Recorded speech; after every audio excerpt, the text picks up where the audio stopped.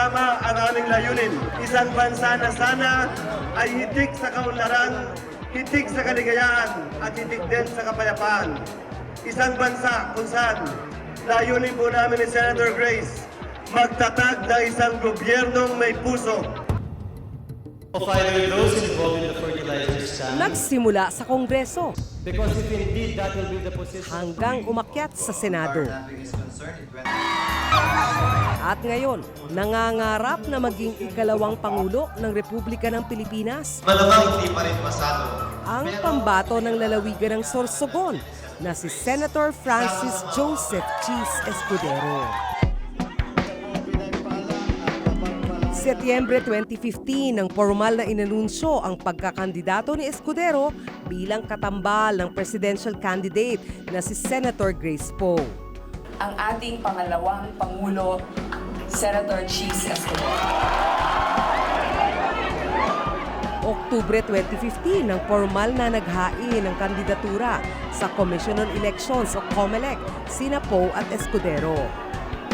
Sa pangalawang talon niyo, So kung si Senator Grace po ang kanyang panawagan, may bagong umagang darating. Ano si Cheese Escudero? Ano yung parang paano nyo ihahatakin yung mga tao na ako ay dapat iboto? Ang isa sa mga slogan namin ni Senator Grace, walang may iwan at walang iwanan. Paglaban at tiyakin na sa pag-angat ng ekonomiya at pag-unlad ng bansa, walang may iwan. At mabigyan ng pagkakataon ng bawat Pilipino. Para yung Pilipinong pinanganak na mahirap, hindi siya kailangan mamatay ng mahirap din.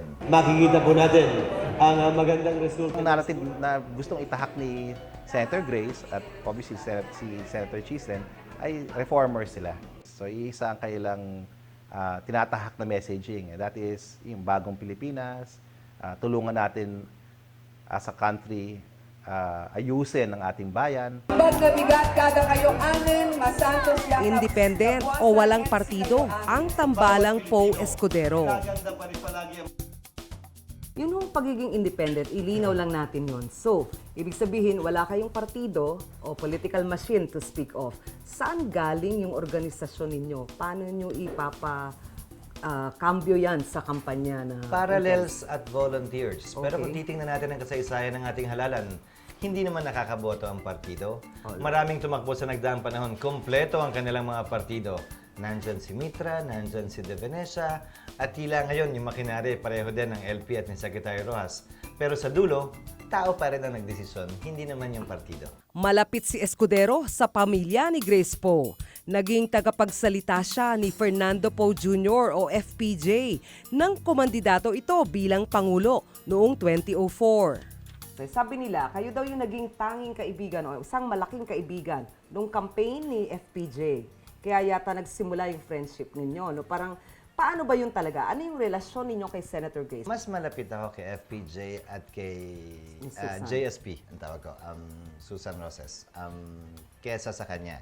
At doon, yun ang pinanggalingan at yun ang simula nun.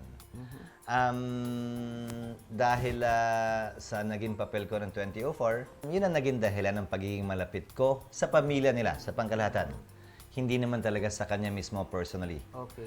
Nung una siyang nagbabalak tumakbo noong 2010, pa lamang, hindi kami ganun kalapit pa kaugnay sa mga pagpapasya sa politika. Nag-decide siya on her own tumakbo bilang senador noong 2013. Marami nagsasabi hindi pa siya handa. Sa party ko, nagsagot ko lang sa kanya, simple nung tinanong niya ako, mababa rin ako nung nagsimula. So hindi rason at dahilan yan para hindi ka tumakbo kung gusto mo talaga. Mas mahaba ang karanasan sa politika ni Escudero kaysa kay Poe. Magdadalawang dekada na sa politika si Escudero. Nagsimula siya bilang kongresista noong 1998 hanggang sa naging senador noong 2007. Habang si Poe, 2013 lang naging senador. Yung susunod kong tanong, kayo ba'y mentor? Kasi kung sakaling kayo yung mentor at political guru, edi parang mas bihasa ang Vice President sa President, lalo na't maikli pa ang political history ni Senator Grace. Mentor ba niya ako? Hindi. Ako sumasagot lang pag tinatanong. At yan ang dahilan kung bakit siguro naging maayos at matiwasay yung relasyon namin dahil hindi ko siya pinangungunahan sa anumang bagay. Bagaman mas matagal ako sa politika. Mayroong balita tungkol kay Chris na sinabi sa isang wake na parang narinig daw niya na sinabi mo talking about Senator Grace, my little puppet.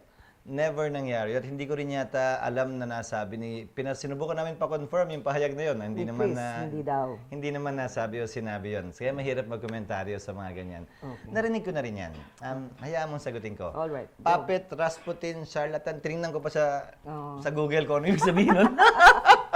Ano siya sa buhay? alam mo, Creature daw siya ni alam mo, Chis Escudero. alam mo, para sa akin, magandang sabihin at magandang isipin yon. Pero sa totoo lang, hindi ako ang naiinsulto at dapat si Senator Grace ang mainsulto sa mga pahayag tulad niyan dahil parang sinasabi nila wala siyang sariling posisyon at disposisyon. Quite the contrary. Actually, if you know her, Okay, sige. medyo matindi at matigas ang paninindigan ni Senator Grace sa maraming bagay.